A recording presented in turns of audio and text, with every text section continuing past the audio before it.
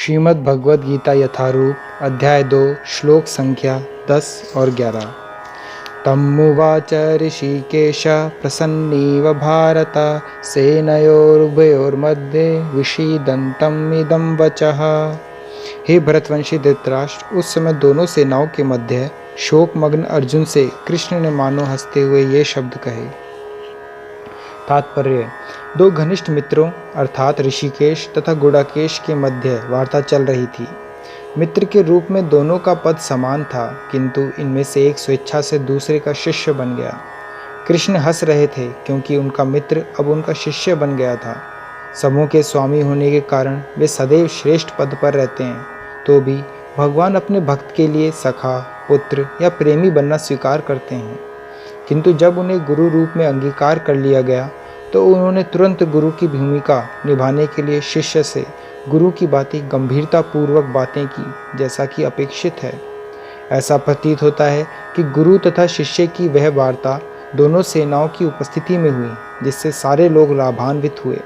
अतः भगवद गीता का संवाद किसी एक व्यक्ति, समाज या जाति के लिए नहीं, अपितु सबों के लिए है, और उसे सुनने के लिए शत्रु या मित्र समान रूप से अधिकारी हैं।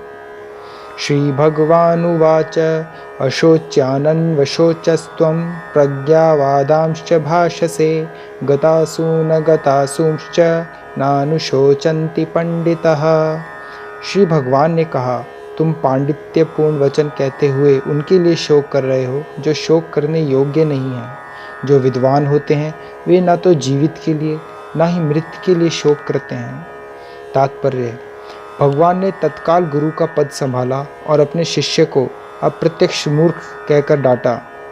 उन्होंने कहा, तुम विद्वान की तरह बातें करते हो, किंतु तुम यह नहीं जानते कि जो विद्वान होता है, अर्थात जो यह जानता है कि शरीर तथा आत्मा क्या है, वह किसी भी अवस्था में शरीर के लिए, चाहे वह जीवित हो या मृत, शोक नहीं करता। अगले अध्यायों से यह स्पष्ट हो जाएगा कि ज्ञान का अर्थ पदार्थ तथा आत्मा एवं इन दोनों के नियामक को जानना है। अर्जुन का तर्क था कि राजनीति या समाज नीति की अपेक्षा धर्म को अधिक महत्व मिलना चाहिए, किंतु उसे यह ज्ञात न था कि पदार्थ, आत्मा तथा परमेश्वर का ज्ञान धार्मिक सूत्रों से भी अधिक महत्वपूर्ण है। और क्योंकि उसमें इस ज्ञान का अभाव था, अतः उसे विद्वान नहीं बनना चाहिए था। और चूंकि वह अत्यधिक विद्वान नहीं था, इसलिए वह शोक के सर्वथा अयोग्य वस्तु के लिए शोक कर रहा था। यह शरीर जन्मता है और आज या कल इसका विनाश निश्चित है, अतः शरीर उतना महत्वपूर्ण नहीं है जितना कि आत्मा है। जो इस तथ्य को जानता है वही असली विद्वान है, और उसके लिए शोक का कोई कारण नहीं हो सकता। हरे कृष्णा।